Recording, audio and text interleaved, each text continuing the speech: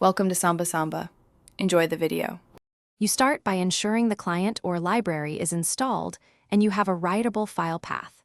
Open the database connection now, create the file if missing, and then switch pragmas to WAL and foreign keys to avoid locking and maintain referential integrity.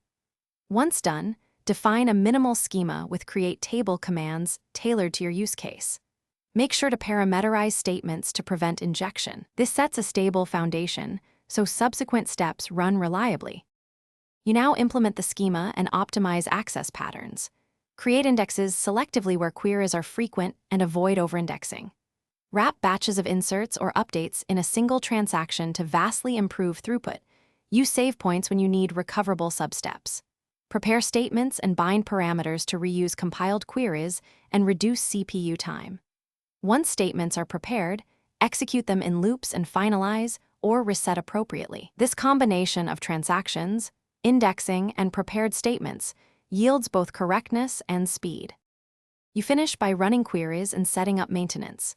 Use Explain Query Plan to inspect slow queries and then add or refine indexes. Analyze trade-offs between write cost and read speed. Schedule backups using the Online Backup API or the Sqlite 3. Backup commands so copies are consistent.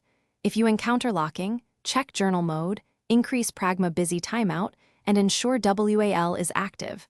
Otherwise, restart the connection and retry. One key troubleshooting tip: increase busy timeout before adding complex retries to avoid silence.